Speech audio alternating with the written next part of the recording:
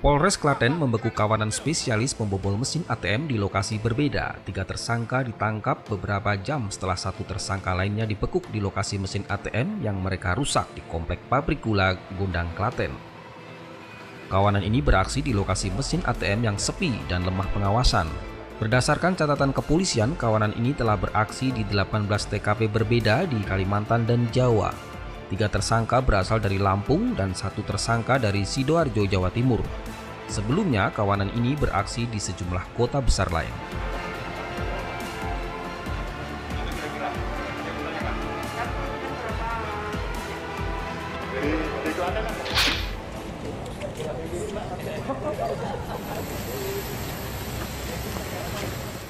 Jajaran Satreskrim Polres Jepara menangkap spesialis pencuri puluhan sepeda motor lintas kabupaten. Dalam aksinya, tersangka selalu mencari sasaran sepeda motor milik jamaah sholat subuh di masjid.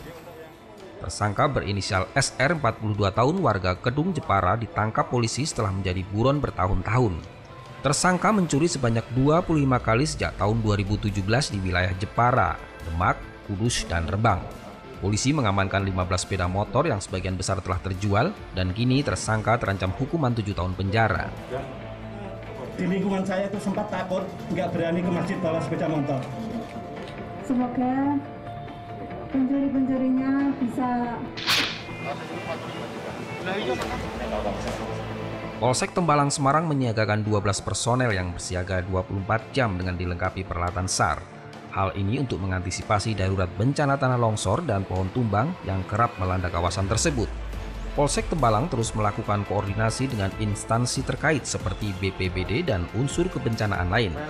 Selain menyiagakan personel tanggap bencana, Polsek Tembalang juga memiliki peralatan tanggap bencana berupa senso atau alat pemotong pohon dan peralatan SAR.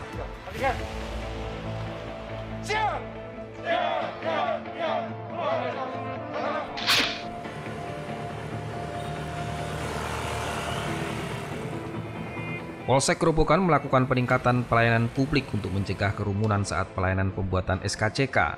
Polsek melakukan jemput bola dengan pelayanan SKCK keliling. Salah satu layanan SKCK keliling ini ada di Balai Desa Karangrejo. Warga sangat antusias dalam membuat SKCK, terutama bagi mereka sebagai syarat untuk mencari pekerjaan. Warga sangat terbantu karena tidak perlu datang ke Mapolsek.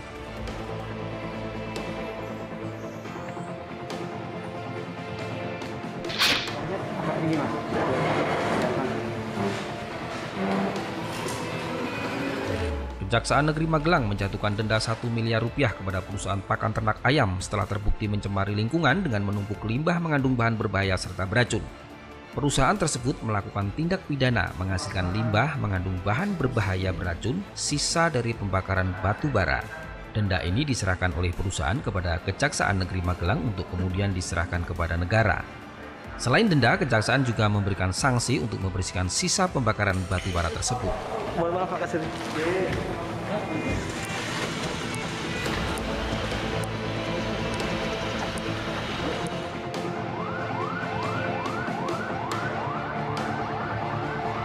Terpidana mati kasus narkoba asal Filipina Mary Jane Vista Filuso dipindahkan dari lapas kelas 2A Wirogunan, Yogyakarta menuju lapas perempuan kelas 2B Wonosari, Gunung Kidul. Selain Mary Jane, sebanyak 87 warga binaan perempuan dan 1 orang bayi turut dipindahkan untuk menempati gedung lapas baru. Proses pemindahan dikawal ketat anggota Brimopolda DIY dan petugas lapas. Mary Jane dibawa mobil tersendiri dan langsung dibawa masuk ke dalam lapas tanpa diturunkan terlebih dahulu. Ia merupakan terpidana mati kasus penyelundupan heroin yang ditangkap di Bandara Adi Sucipto tahun 2010 lalu dan kini dijatuhi hukuman mati. Lapas perempuan kelas 2A Wonosari sendiri merupakan lapas baru hasil pembangunan 2 tahap yang dimulai 2019 lalu. Sebelumnya warga binaan perempuan ini masih menumpang di lapas kelas 2A Wirogunan selama 4 tahun terakhir.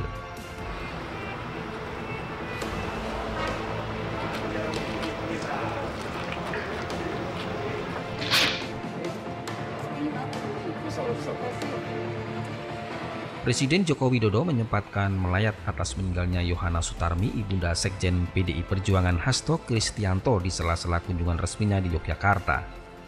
Presiden melayat ke rumah duka di Dusun Gadingan, Sinduharjo, Ngaglik, Sleman. Sekitar 10 menit kemudian, Presiden meninggalkan rumah duka untuk melanjutkan kunjungan resminya ke Jawa Tengah. Almarhumah Yohana Yustarmi meninggal dunia dalam usia 88 tahun pada Rabu pagi karena sakit.